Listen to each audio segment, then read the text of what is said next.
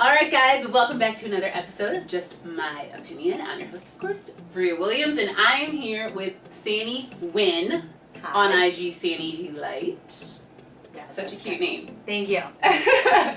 Okay, so let's jump right in. Especially with bloggers, I like to kind of start with the basics when it comes to what people do when trying to grow their Instagram, which is bios. Okay. And so when I look at your bio, one of the things I notice is that you are a lawyer. Yes, that's So right. how do you balance being a lawyer and an influencer? So I would have to say, and for my particular circumstance, it's a lot easier for me to balance the two because I work a very normal 9-to-5 job as an attorney, and then in the evening time and the weekends is when I spend focusing on the blog. So for example, after 9 to 5, I'll maybe go to an event after, I'll go to the gym, and then in between that evening time after kind of the me time, that's when I'm focusing on my blog. Same with the weekends, I don't really take my work home with me, so I get to spend that weekend just being a creative and working on content. That's awesome. And that's such good advice and things to hear, because a lot of people are working 9-to-5s and also trying to be an influencer as well. Yes, that's very tough. I would have to say that it took a while for me to balance the two, especially because as I've grown as an influencer, I've gotten a lot more campaigns, which means more content is due, more opportunities, again going back with having more things due for these companies that I'm working for. So what I've done is I've designated time to work on it. In addition to that, because this is almost like another business, I do take it like another job. So if I can't complete the gig or can't complete what it is that I have to do, I have to cancel all my friends. I have to push things back aside and just focus on that. So what inspired you to be a blogger? So I'd have to say that I've always been a person who's loved to share themselves. I mean, I don't want to say entirely that I'm all about myself, but I always did an online diary, so I was all about the Zanga, I was all about the blog spot, and I was really big into Yelp, so I always talked about experiences. I think the best thing, my parents are business owners, so I always knew that word of mouth was really important, and a lot of the times people listen to somebody that they can relate to or they know. And so I was always blogging or Yelp reviewing about food places. And then when I moved to Chicago, I continued that. But I realized my life was just more than food. As much as I love food, I'm also a person who loves to go out and about. I love fitness, I love sports, I just love life in general. I've always used that as an opportunity for experiences.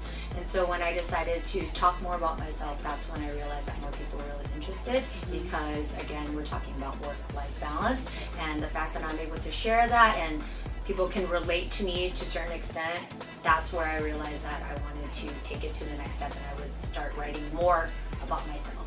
I love that. So what is something about you that people wouldn't know looking at your Instagram? Something about myself. I think a misconception that people have is that things come easy as an influencer, especially when your numbers are higher. They think businesses come to you and they come flocking to you, and it makes it very difficult for people to realize that it's actually a lot of hard work. I don't think people realize that engaging with the company is one thing, then we have to start talking about how we go about relaying the message. Then we go and shoot content, then we gotta edit it, and then we gotta post it, and we gotta meet all these deadlines. I don't think people realize that it's a lot of work.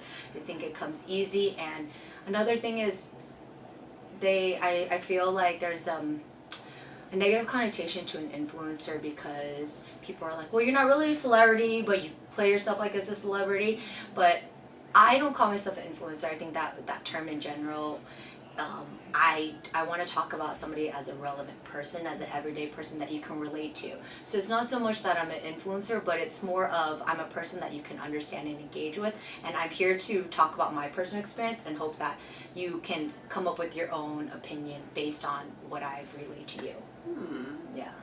Okay, so as a relatable person on Instagram, what is something that you hope that your followers and other people who aren't yet following you take away from your page when they leave?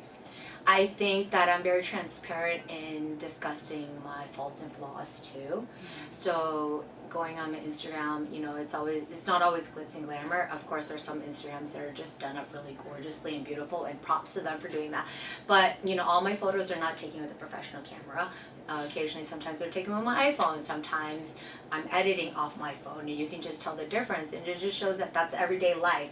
Everything can't be perfect, and so I talk about that, and you can see it too. I talk about my weight loss journey. I've talked about struggles with me in the industry, both professionally as well as somebody just like running the marathon. I talked about that. I share about how I love being active, but I've had 3 knee surgeries.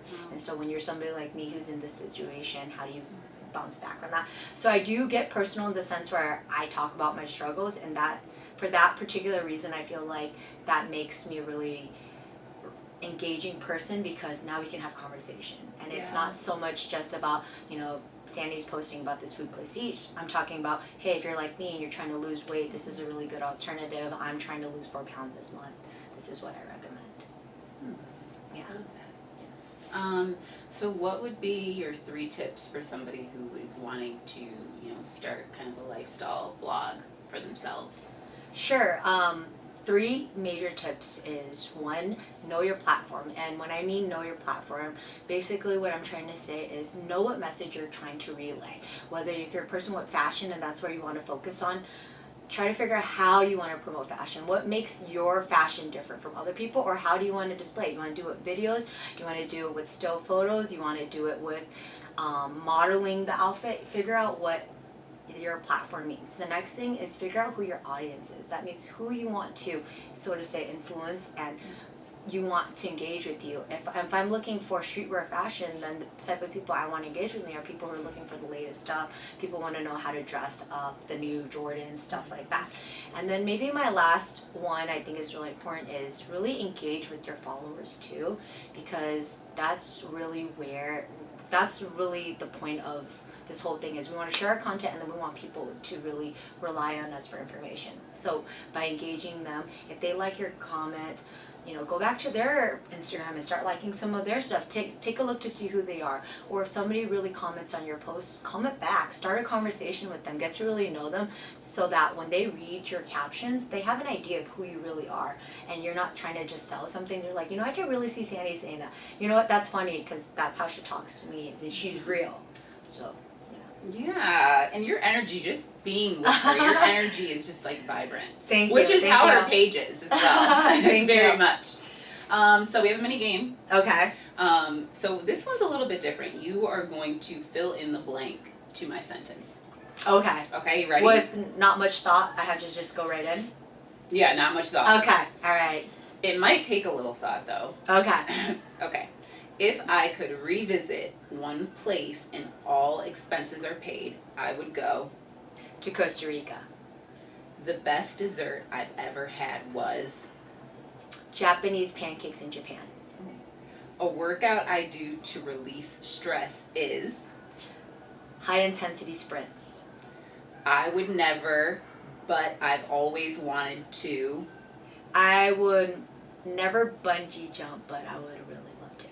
I love And it. actually, now that I think about it, you hit 4 things that are really about me, because Yep. I am very adventurous. Mhm. So I've skydived, I've done, they call it Tarzan jump, so I've jumped off a tree, I've done parasailing, I've done a lot of adventurous stuff, but for some reason bungee jumping is the one thing that I'm so nervous to do.